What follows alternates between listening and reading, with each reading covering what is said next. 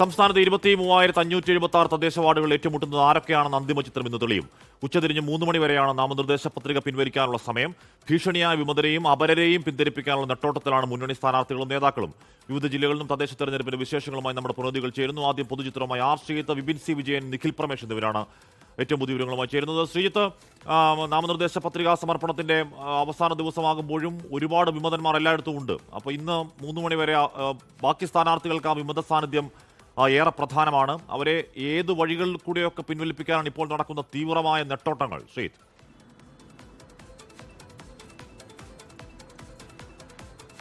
കാശ്മീർ 2025 തദ്ദേശ തെരഞ്ഞെടുപ്പിൻ്റെ നാമനിർദ്ദേശ പത്രിക പിൻവലിക്കാനുള്ള സമയപരിധി ഇന്ന് വൈകുന്നേരം 3 മണിക്ക് അവസാനിക്കുകയാണ്.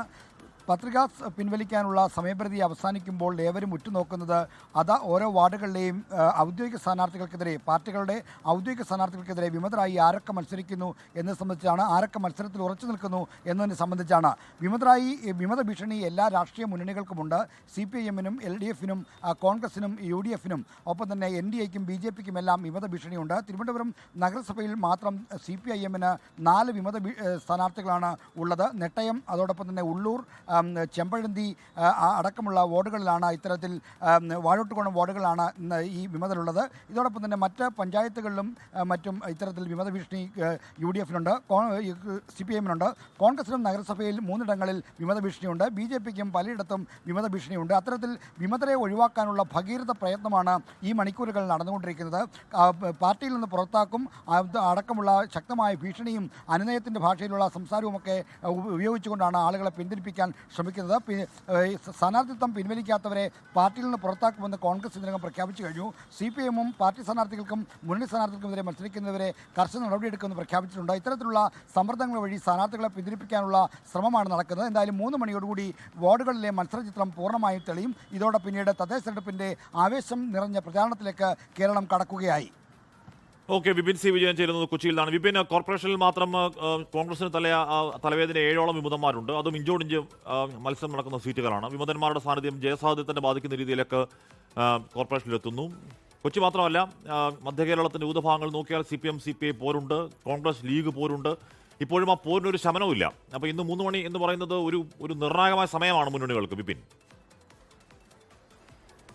അതേ അഷ്മി, കൊണ്ടുപിടിച്ച ശ്രമം നടത്തിക്കൊണ്ടിരിക്കുകയാണ് ഈ വിമതന്മാരെ എങ്ങനെയെങ്കിലും ഒന്ന് പിൻവലിപ്പിക്കുന്നതിന് വേണ്ടിയിട്ടുള്ള അതിൻ്റെ ഒരു നെട്ടോട്ടത്തിൽ തന്നെയാണ് 3 മുന്നണികളും എന്ന് പറയാം. കാരണം ഉള്ളിലുള്ള പാളയത്തിലെ പട അതിൻ്റെ അസ്വാരസ്യങ്ങൾ നിലനിൽക്കുന്നു. അതിനൊപ്പം തന്നെയാണ് വിമതർ കൂടുതലായി പിൻവാങ്ങുന്നില്ല എന്നുള്ളത് കൂടി. കാരണം ആദ്യത്തെ ഒരു റൗണ്ട് അനുനയ ചർച്ചകളൊക്കെ ഇതിനോടകം തന്നെ പൂർത്തിയാക്കിയിട്ടുണ്ട്. പക്ഷേ പിൻവാങ്ങാൻ തയ്യാറല്ല എന്നുള്ളതാണ് ഇപ്പോൾ ആലപ്പുഴയിൽ നിന്നും ഒപ്പം തന്നെ കൊച്ചിയിൽ നിന്നും ഒക്കെയുള്ള ഒരു ചിത്രം. കൊച്ചി കോർപ്പറേഷനിലേക്ക് വന്നാൽ 4 വിമതരാണ് കഴിഞ്ഞ തവണ വിജയിച്ച് കയറിയത്. ആ 4 പേരുടെ ബലത്തിലാണ് പിന്നീട് LDF ഭരണം പിടിക്കുകയും ചെയ്തത്. ഇപ്രാവശ്യവും വിമതശല്യം കൂടുതലായി നിൽക്കുന്നത് അത് UDF-നെ സംബന്ധിച്ചിട്ടാണ്. ഇപ്പം നമുക്കറിയാവുന്ന പോലെ തന്നെ LC ജോർജിന്റെ അടക്കമുള്ള നാമനിർദ്ദേശ പത്രിക തള്ളിയിരുന്നു. ആലങ്ങാട് ഒരു ഡിവിഷനിലെ നാമനിർദ്ദേശ പത്രിക തള്ളിയിരുന്നു. അതിലിപ്പോൾ രാഷ്ട്രീയ ആരോപണം വരുന്നത് അത് മന്ത്രി പി രാജീവ് നേരിട്ട് ഇടപെട്ടുകൊണ്ടാണ് ആ ഒരു പത്രിക തള്ളിയത് എന്നുള്ളത് കോൺഗ്രസിന് ഇതിനോടകം തന്നെ ഉന്നയിക്കുന്നുണ്ട്. അവിടെ ഒരു പള്ളിക്കൽ ഒപ്പം തന്നെ തോപ്പുംപടി പ്രദേശങ്ങളിലാണ് കൂടുതൽ ഒരു വിമതർ കുറച്ചുകൂടി ശക്തിയായി നിൽക്കുന്നത്. അവർ പിന്നോട്ടില്ല എന്നുള്ളതാണ് ഈ ഘട്ടത്തിൽ നമുക്ക് മനസ്സിലാക്കാൻ കഴിയുന്നത്. അതുകൊണ്ട് തന്നെ കോർപ്പറേഷനിൽ UDF-ന്റെ ഒരു മത്സരം അത് ബലാബലത്തിലേക്ക് പോകും എന്നുള്ള കാര്യം നിസ്സംശയമാണ്. മറ്റ് കട്ടപ്പനയിലേക്ക് വന്നാൽ കട്ടപ്പന നഗരസഭയിൽ അവിടെ ഏകദേശം 10 വിമതന്മാരാണ് UDF-ന് ഭീഷണിയായി നിൽക്കുന്നത്. അതിൽ 2 പേരെ ഔദ്യോഗിക സ്ഥാനാർത്ഥികളാക്കി ഇപ്പോൾ പേര് നൽകിയിരിക്കുന്ന 2 പേരെ പിൻവലിപ്പിക്കുക എന്നുള്ളതിലേക്കാണ്. അത്തരത്തിലുള്ളൊരു അനുനയ നീക്കമാണ് കട്ടപ്പനയെ സംബന്ധിച്ച് നടന്നുകൊണ്ടിരിക്കുന്നത്. തൊടുപുഴയിലേക്ക് വന്നാൽ അവിടെ ലീഗിനാണ് കുറച്ചുകൂടി ഒരു തലവേദനയായിരിക്കുന്നത്. ലീഗിന്റെ ഒരു വിമത സ്ഥാനാർത്ഥി തൊടുപുഴ നഗരസഭയിലേക്ക് വേണ്ടി മത്സരിക്കുന്നു എന്നുള്ളതാണ്.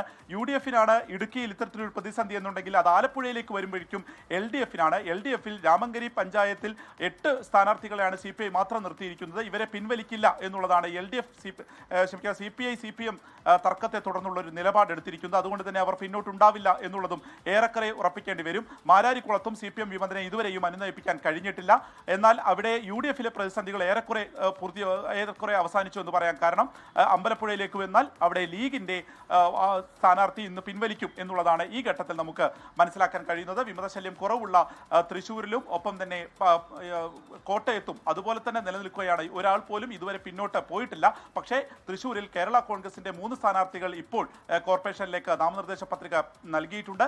അവർ LDFന്റെ ഒരു അനുനയത്തിന്റെ ഭാഗമായി ഇന്നത് പിൻവലിക്കും. അതിനുശേഷം ഒരു രാഷ്ട്രീയ വിശദീകരണം ഉണ്ടാകും എന്നുള്ളത് കൂടിയാണ് ഈ ഘട്ടത്തിൽ പ്രതീക്ഷിക്കുന്നത്. അതുകൊണ്ട് തന്നെ എല്ലാ മുന്നണികൾക്കും ഇനിയുള്ള മണിക്കൂറുകൾ വളരെ നിർണായകമാണ്. കോട്ടയത്തെ സംബന്ധിച്ച് ബിനു പുളിക്കക്കണ്ടം മത്സരിക്കുന്നു എന്നുള്ളതാണ് പാലാ നഗരസഭയെ സംബന്ധിച്ച് ഏറ്റവും നിർണായകമാവുക. അതിന്റെ ജയപരാജയങ്ങളും പിന്നീട് അത് വലിയ അനുരണനങ്ങൾ ഉണ്ടാക്കുമെന്നുള്ളതും തീർച്ചയാണ്. ആഷ്മി, ലോകത്തെവിടെയായാലും ഏത് സമയത്തും 24 വാർത്തകളും ഓഗ്മെന്റഡ് റിയാലിറ്റി പാക്കേജുകളും എക്സ്പ്ലെയിനറുകളും വിശദമായി കാണാൻ ഞങ്ങളുടെ യൂട്യൂബ് ചാനൽ നിങ്ങൾക്ക് സബ്സ്ക്രൈബ് ചെയ്യാം.